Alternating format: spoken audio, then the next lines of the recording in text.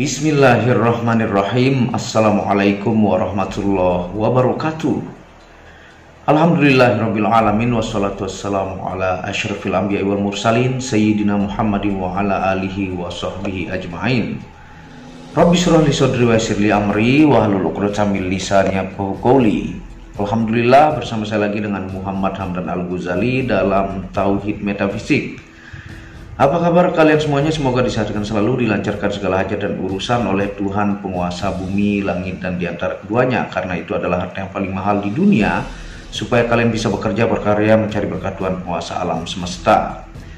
Nah, pada kesempatan yang berbahagia ini kita akan mulai mengkaji yang di sini ada part 1 dan seterusnya, yaitu ini NKH ataukah ngaji kenyataan hidup, yang judulnya adalah ilmu maklum adalah ilmu kebijaksanaan tingkat tinggi. Nah, tonton video ini sampai selesai supaya Anda mengerti, tidak gagal paham dan tidak menjadi fitnah karena kegagalpahaman Anda. Nah, tentunya NKH ini ataukah ngaji kenyataan hidup, kita akan mengulas lebih dalam, kita akan ngaji tentang kenyataan yang kita alami sehari-hari, kenyataan yang jika kita bertemu dengan teman ataukah orang yang menzolimi kita, ataukah bagaimana Anda bisa melakukan kebaikan di sosial ataukah di sekitar keluarga Anda, dan bagaimana kita menganalisa secara psikologi ataukah secara spiritual tentang kejadian-kejadian yang nyata langsung kita alami, sehingga tidak cuman hanya dalil saja karena banyak orang yang sering mendengar ceramah ataukah ilmu-ilmu baik dari YouTube, dari Ustadz Kiai, tapi tidak ada perubahan sedikit pun. Nah, kita akan kupas yaitu ilmu maklum, ilmu kebijaksanaan Nah, tentunya setiap manusia itu punya sifat dasar ataukah karakter yang tentunya itu menurun dari DNA orang tuanya DNA itulah yang tidak bisa berubah, yang dimana setiap manusia itu pasti adalah cabang dari ibu bapaknya Karakter ibu, karakter bapak itu mencipta si seseorang tersebut. Baik sisi positif ataukah negatif orang tuanya itu bercampur, sehingga seorang musisi itu biasanya ada bakat seniman dari baik itu orang tuanya ataukah dari kakeknya ataukah dari buyutnya atau di atas buyutnya tidak ada yang kebetulan. Kalau seseorang itu adalah misalnya dia petarung ataukah pesilat, biasanya ada cikal bakal DNA tersebut. Apakah bisa dipelajari manual dan sampai menjadi profesional? Bisa meskipun tidak punya basic DNA misalnya sebagai petarung, tapi ketika seseorang itu ada DNA inti yang DNA tersebut cikal bakal misalnya dia menjadi petarung, maka perubahannya sangat cepat ketika dia belajar. Dia itu bisa 2 kali lebih cepat daripada orang yang biasa mendidik dirinya yang tidak punya DNA itu Semisal contoh orang yang suaranya kurang bagus dia latih dirinya dengan ikut-ikut kursus sampai bertahun-tahun, dengan orang yang sudah punya basic, dia suaranya bagus karena memang ada keturunan, maka akan jauh lebih cepat orang yang sudah memiliki basic bernyanyi ataukah keturunan bernyanyi dibanding orang yang tidak bisa bernyanyi tapi melatih dirinya. Nah, kurang lebih seperti itu Nah, tentunya semua manusia tidak ada sempurna Tidak ada sempurna manusia itu, selalu ada kurang lebihnya, termasuk saya pribadi. Bahkan saya pernah bahas Rasulullah pun sebagai nabi terbaik itu pernah salah ketika ada orang ingin bertanya dan sampai Nabi Muhammad itu bermuka masam karena yang bertanya itu buta dan compang-camping, sampai muncullah surah Abasa ditegur Nabi Muhammad. Muhammad saja pernah salah, sehingga kita semua ini tidak ada yang sempurna. Sehingga kalau kita mau mengontrol orang lain, harus dia sesuai dengan kemauan kita, sesuai dengan watak kita. Maka jika tidak, orang tersebut tidak mengikuti, kita bisa sakit hati. Jadi janganlah mencoba untuk mengontrol orang lain sesuai apa keinginan Anda ataukah sifat Anda, termasuk itu anak kandung Karena bisa saja anak kandung tersebut dominan sifatnya itu dari istri ataukah dari kakek kita, sehingga memaksakan ataukah memonopoli ataukah mengontrol sifat orang lain itu tidak akan bisa, karena sudah ada DNA dan kurang lebihnya sifat tersebut. Nah, sehingga muncul istilah maklum ya. Nah, nanti kita akan lebih detail lagi. Nah, apakah Anda pernah sadari ya ketika Anda menasehati teman Anda ya ataukah keluarga Anda tentang kebaikan yang menurut Anda pernah Anda lakukan, tapi mereka itu tidak berubah-ubah. Ketika Anda nasihati ataukah orang tersebut pernah mendengarkan ceramah ataukah pernah menonton pengalaman hidup orang di internet ya, kenapa susah berubah ya?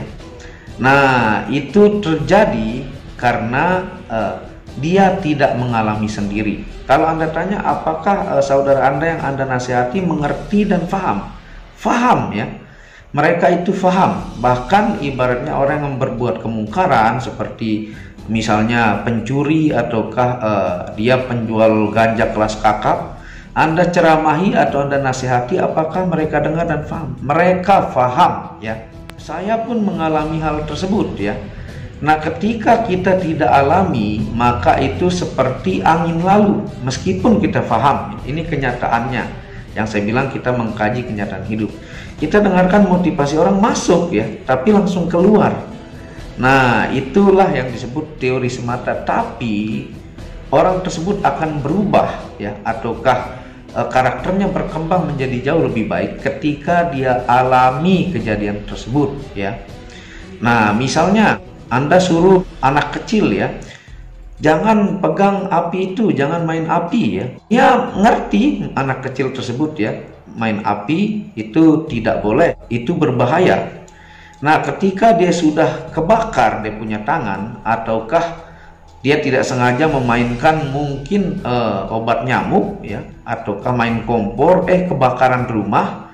Nah, baru dia akan benar-benar paham. Begitu pula orang-orang dewasa, sebelum dia alami ya, benar-benar alami, maka itu hanyalah angin lalu meskipun Anda berbusa bercerita ya. Nah, jadi kenyataan hidup dengan teori semata itu jauh antara bumi dan langit. Banyak orang sangat hafal dalil sedekah, banyak orang sangat hafal tentang akhlakul karimah, tapi di pembuktian ataukah kenyataannya berat. Banyak orang ahli makrifat, banyak orang paham dalil-dalil ilmu-ilmu dalam, tapi ketika melaksanakan itu begitu susah. Sehingga pengalaman itulah guru terbaik ya. Pengalaman adalah guru terbaik karena itu hasil analisa yang panjang. Jadi ketika kita langsung alam, barulah seseorang tersebut tuh jadi paham dan berubah. Makanya sering Anda ngasih tahu atau Anda dikasih tahu oleh orang tua Anda susah berubah karena belum dialami. Nah, itu jawabannya ya. Nah, dari DNA tersebut saya pernah bahas dalam rahasia meramal secara ilmiah ya. Nah, manusia itu memang dicetak DNA-nya berbeda-beda, sehingga tidak bisa Anda memaksakan apa skill ataukah kemampuan Anda untuk diikuti oleh orang lain ya. Nah, kenapa seperti itu? Tujuan Tuhan menciptakan DNA seperti yang berbeda-beda itu supaya dunia ini berputar ya, supaya ada yang hobinya di kembang, ada yang hobinya di otomotif, ada yang hobinya di listrik, ada hobinya di ikan, ada hobinya di pembangunan ya, sehingga berputarlah dunia ini. Sehingga tidak bisa Anda paksakan apa yang Anda bisa lakukan, orang lain juga bisa lakukan. Ya, karena kalau seperti itu, misalnya Anda seorang YouTuber terkenal dan sukses, kalau bisa dicetak DNA yang sama tersebut, maka semua orang akan jadi YouTuber, meskipun ada yang kelas kecil sampai kelas super. Nah, sehingga DNA itu pencipta perbedaan asal muasalnya ya. Sehingga ada yang ahli manajemen keuangan, ada yang ahli dalam pemerintahan ya, ada yang ahli dalam media sosial seperti YouTuber dan selebgram dan lain-lain ya. Nah, dari DNA tersebut kita bisa menebak sangat mudah ya kecenderungan dari sifat DNA manusia tersebut. Paling berubahnya itu dalam sekian panjang ya, baik itu 6 bulan ataukah 1 tahun, sedikit-sedikit saja semua manusia ya, karena kecenderungan DNA tersebut. Nah itu pun dia akan berubah dari watak aslinya menjadi jauh lebih baik ketika dia mengalami sesuatu yang pengalaman tersebutlah yang merubah dirinya. Kadang-kadang meskipun nasihat itu tidak mempan ya, makanya ada kecondongan orang-orang yang misalnya sifatnya seperti itu akan tetap seperti itu, yang hanya berubahnya sangat-sangat sedikit ya. Mudah-mudahan Anda paham. Nah tentunya kita mengenal orang-orang yang kita kenal ya lama, baik itu saudara atau teman sahabat yang lama, pasti sifatnya berubahnya sedikit-sedikit meskipun Anda sudah kenal 20 tahun ataukah 10 tahun ya. Jadi kita hafal sifat dan karakternya karena dari DNA yang teman kita miliki ataukah kita miliki. Jadi ketika Anda menerima teman Anda ataukah keluarga Anda tersebut apa adanya dengan sifatnya tersebut, dan Anda tetap bersahabat ya, menerima kurang lebihnya, nah itulah yang disebut ilmu maklum. Ataukah saudara Anda mungkin ada yang keras ataukah ada yang terlalu lembut, ada yang terlalu pendiam ya. Dan ketika Anda terima kurang lebih tersebut, menerima dia apa adanya, karena memang gak ada manusia sempurna, itu yang disebut ilmu maklum ya. Karena tidak bisa dipaksakan DNA tersebut dan tidak Anda bisa kontrol manusia, baik itu anak Anda, saudara Anda dan sebagainya. Nah sehingga ilmu maklum ini salah satu ilmu kebijaksanaan, bisa juga masuk ranah spiritual, ilmu tingkat tinggi ya. Ketika Anda bertemu dengan keluarga Anda memaklumi, misalnya dia orangnya pelit misalnya, dan dari waktu ke waktu tidak berubah-ubah meskipun sering mendengar ceramah, tapi ada sisi baiknya. Sejelek-jelek orang itu pasti ada sisi baiknya, sehingga Anda maklum dengan keadaan mereka dan Anda lapang dada menerima mereka sebagai keluarga. Ada mungkin Anda punya saudara banyak omong, tidak kenal tempat, ceplas-ceplos ya, dan berbagai banyak sifat teman ataukah manusia lainnya. Nah ketika Anda menerima dia kurang lebihnya ya, maka itulah sifat maklum, karena pasti ada baiknya dan setiap manusia pasti ada buruknya. Supaya Anda terkurang dari sakit hati ataukah penyakit-penyakit hati yang membuat Anda tidak tenang, maka ilmu maklum ini adalah jawabannya ya. Kita pun banyak dosa, banyak salah, dan ada kelebihan juga. Jadi manusia lain pun begitu. Nah menerima kekurangan dan kelebihan, siap memaklumkan semua sifat-sifat manusia di muka bumi ini, insya Allah itu adalah salah satu ilmu yang membuat Anda tenang, baik dalam beribadah, mencari nafkah, ataukah aman ke depan perjalanan hidup Anda, tidak selalu bentrok atau cekcok baik dengan teman ataukah saudara ya. Kecuali itu hal-hal zolim, maka Anda perlu juga tegur ya. Dan ketika diambil hak kita juga perlu mempertahankan diri, itu lain kasus ya.